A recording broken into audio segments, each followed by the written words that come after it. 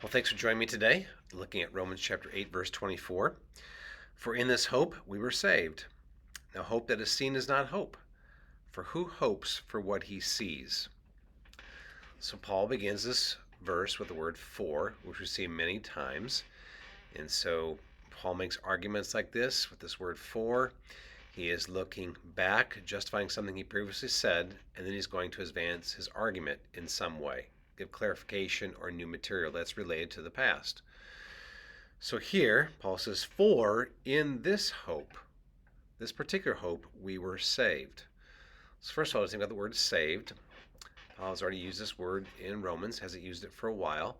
This refers to the fact that God has rescued us completely. We are his. He has forgiven us, justified us, reconciled us, and this is done. It's completed. Okay. But just because that is true doesn't mean there's anything future oriented as part of our faith. Because Paul says here, in this hope we were saved. So this again goes back to verse 23, in this hope of resurrection bodies, the redemption of our bodies. We're waiting eagerly for that. So Paul says, for in this hope we were saved. So again, he's looking back. Now again, we could also say, for this hope. So hope here is probably something objective. Now, hope can be something subjective or objective. Something subjective is our sense of hope. We try and build it up a lot of times, right, to keep our hopes up high in a good way, hopefully. But this is more of an objective hope, something that's out there that we're going to get someday. And so, again, this is the redemption of our bodies, Christ like bodies. That is our hope. So, for this hope, we were saved. That was part of God saving us. Okay? The last two parts are just kind of like axioms or timeless truths. You want to say that? They're very obvious.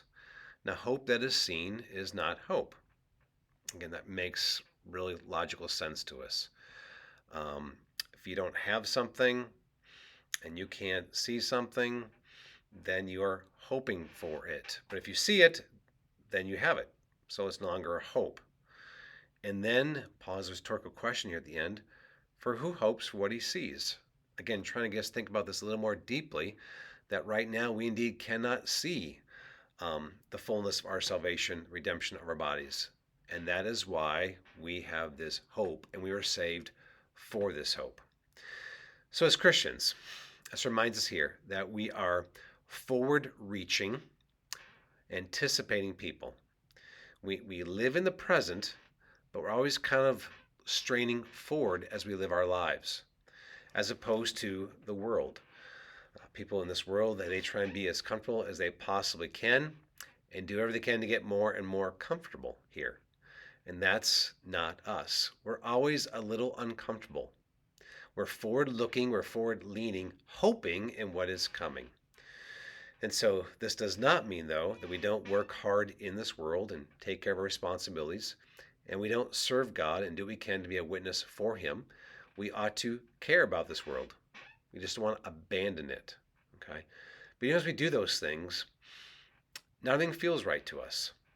Because right now we live in a world where there is the presence and the power of sin and the glorification of sin by the world. And that bothers us. Of course, we see the effects and the consequences in the world too, and they're a part of this, as we talked about earlier here in Romans chapter 8.